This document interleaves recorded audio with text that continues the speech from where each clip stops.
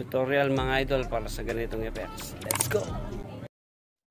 Yan, siyempre punta tayo sa ating CapCut mga idol. Yan. Then select natin yung new project. Sundan nyo yung mga araw mga idol ha. Yan, yan yung sinute ko na video. Select natin yan. Then patapusin muna natin yung sinute ko na video na yan mga idol. Sundan nyo yung mga araw mga idol ha, para masundan nyo ng mabuti. Para pag kayo na mag-edit, masundan nyo yan. Then add natin.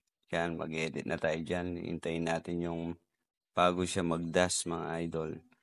Ayan, then saglit lang. Yan. Then, click natin yung video, split. Tapos, papag-dash natin.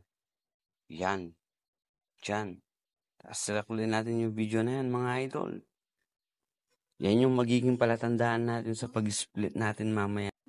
Yan, split na naman tayo dyan bago siya mag-dash. Tapos, papag-dash natin. Yan. Then, split natin ulit yan. Tapos, add overlay. Ayan na mga idol ha. Yan, hanapin natin yung add overlay dyan. Yan. Tapos yung sinasabi ko na palatandaan yan, i-touch nyo lang ng matagal yan. Tapos yan, itugma nyo dyan sa may kulay na puti na split natin kanina mga idol ha. Yan. Yan, kapag-dash na siya. Then select natin yung video, pindutin natin. Then hanapin natin yung The Secret of Mash. Ayan na idol, ayan, mask. Then select natin yung horizontal. Ayan, tapos i-adjust natin yan mga idol para maging dalawa na sila. Yan, adjust lang mga idol ha. Huwag kayong makonsumisyon sa pag-i-edit mga idol ha. Yan. Yan, oops, sumobra ng konti pa. Yan.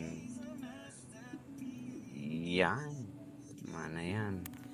Then select natin yung adjust, yung feather, ayan. 3, 4, 5 yung ginagamit ko dyan na feather mga idol yan. Nasa sa inyo na yan kung anong gusto nyo gawin. 3, 4, 5 para hindi lang malata yung guwet mga idol sa video natin. Yan, nakaisa na tayo. Then sa kaliwa naman. Yan, yung bago siya mag-dash, split natin. Then papag-dash natin. Click natin uli yung video. Then split. Tapos, overlay natin yan. Hanapin natin yung overlay mga idol. Ayan, click natin yung overlay. Tapos, ilinya natin dun sa palatandaan natin kanina. Ayan, dyan mga idol. Yan. Oops. Yan. Okay, then. Select uli natin yung video. Yung overlay natin. Same process lang yan mga idol yung gagawin natin. Hanapin uli natin yung mask. Then select natin yung circle naman dito mga idol yung ginamit ko. Pwede rin yung horizontal pero circle ang ginamit ko kasi para hindi maputol yung kamay nung pang-apat yung tumalon. No, pag-split natin mamaya. Ayan. Ayan. Sa pag-adjust sa pagmamas, huwag kayong makonsumisyon sa pag-edit. Kung gusto nyo matutong mag-edit, ayan, sundan nyo lang yung mga araw mga idol. Ayan na tayo, yan. Adjust lang natin ng konti, then i-adjust natin yan sa feather, ayan. Tapos 3, 4, 5, katulad din nung sinabi ko idol, palagi yan yung mga ginagamit ko na pag-adjust sa feather mga idol. Yan lang, wala nang iba. Sa'yo lang, sapat na. Ayan, umugot na. Ayan, nakatatlo na. Dalawa na tayo. Dali, naging tatlo na sila. Ayan. Okay na. Then, hanapin naman natin yung apat, yung last. Yung pinaka-last. Ayan, yung bago siya makatalon. Bago umangat yung dalawang paa niya, mga idol. I-click na natin yung video. Tapos, split tayo, mga idol. Ayan. Then, hanapin na natin yung add overlay para hindi tayo mahirapan. Maliit lang kasi yung kukunin natin dyan. Yan, click natin yung overlay. Then, pinch natin. Ay, hold lang pala. Yan, nilinya natin dyan sa pangatlo na linya. Bali, pangapat na pala mga idol ha. Ayan. Ayan, oops. Tandaan lang muna mga idol. Papalitawin natin sila bago tayo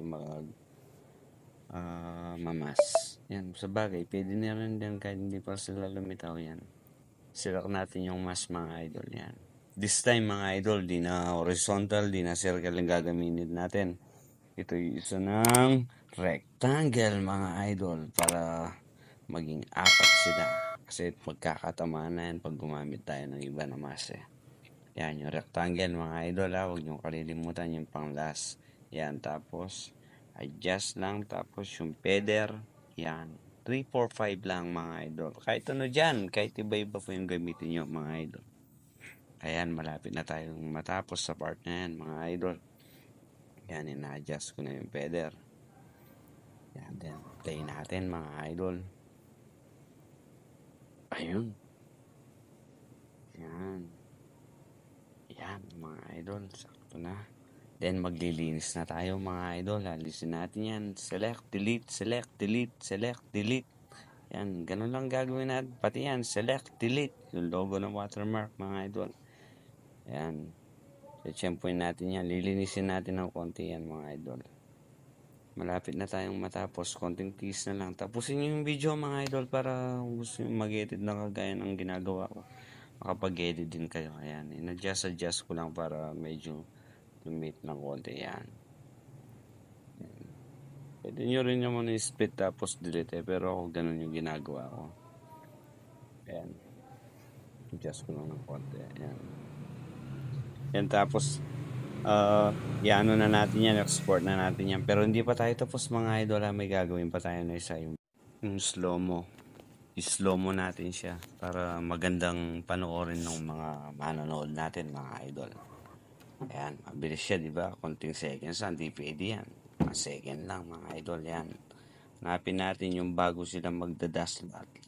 Kayong tatalon. Sumobra ng konti yan dyan. Tamang-tama yan. Split natin. Then, select natin yung speed. Mga idol yan. Yan, i-adjust natin pakaliwa sa 0.2 para mag-slow mo yung video natin sa pagdadas nila para magandang tignan. Ayan. Wait lang natin mga idol yan. Inaris ko lang muna yung sound split ng video na sinute ko para okay siya. Yan, okay na. Yan, pag nakita natin yung logo na yan, delete natin. Then, tapos na tayo dyan mga idol. Tapos na, lilinisin ko lang ng konti yan. Tapos, huwag nyo kalilimutan yung frame rate. Yan, i-adjust nyo lahat yung mga yan. Para maganda yung quality ng video. Tapos, yung aspect ratio na yan, 9.16. Yan, tapos play natin. Ayan na. Pero yan, okay na yan mga idol. Export na natin yan. Sana nakatulong mga idol. Follow naman dyan sa mga hindi pa nakapollow sa akin. Maraming salamat. God bless all mga idol. Pakinggan natin itong ginawa ko na to mga idol. Ito na.